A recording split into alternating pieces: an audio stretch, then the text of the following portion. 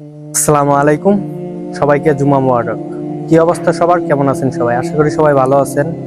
ইতিমধ্যে আমরা জানি যে আমাদের জামাতে ইসলাম থেকে 11 দলীয় একটা জোট ঘোষণা করা হয়। এই জোটের মূল উদ্দেশ্য হলো সকলে আর কি ভাগাভাগি করে আসন ভাগাভাগি করে নির্বাচন করবে। সো আমরা প্রত্যাশা করেছিলাম আমাদের ময়মনসিংহ 2 আসনে জামাতে ইসলামের পদপ্রার্থী আনোয়ার হোসেন সুজন ভাইকে হয়তোবা মনোনয়ন দেওয়া হবে। আমরা এটাই প্রত্যাশা করেছিলাম, কিন্তু অবশেষে দেখা গেল যে এই জোটের বিবৃতিতে বাংলাদেশ খেলাফত মজলিস মুফতি মুহাম্মদুল্লাহ ভাইকে মনোনয়ন দেওয়া হয়েছে।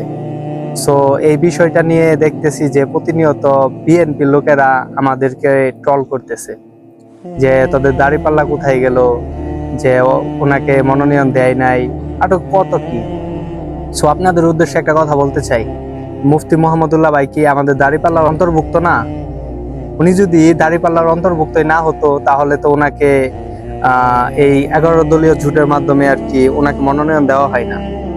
জোট মানে কি, সকলে একত্রভাবে নির্বাচন করবে। সো ওনাকে যেহেতু দেওয়া হয়েছে, আমরা প্রথমে সুজন ভাইকে প্রত্যাশা করেছিলাম সুজন ভাইকে দিবে। সো সুজন ভাইয়ের পিছে যেভাবে আমরা সাপোর্ট করছি সুজন ভাইকে, ঠিক এইভাবে আমরা ওনাকেও সাপোর্ট করবো ইনশাল্লাহ। সো আপনাদের এত খুশি হওয়ারও কিছু নাই, এত ট্রল করারও কিছু নাই। এখন মুফতি মাহমুদুল্লাহ ভাই আমাদের দাড়িপাল্লার প্রতিনিধি, এটা আপনাদের মাথায় রাখতে হবে। বিগত দিনে আমরা যেভাবে সুজন ভাইকে সাপোর্ট করেছিলাম, ঠিক এইভাবে আমরা ওনাকে গ্রহণ করব, ওনাকে সাপোর্ট করব। সো এত নাচানাচি করেন না ভাই, নিজের গতি সামলান। আমরা কারো কাঁথায় আগুন দেই না। আপনারা যেটা শুরু করছেন এটা ঠিক না। এত হিংসা বিদ্বেষ বাদ দিয়ে নিজেদের প্রচারণা চালিয়ে যান, ওটাতে ভালো হবে। সো আমাদের পিছে লাইকেন না। আসসালামু আলাইকুম।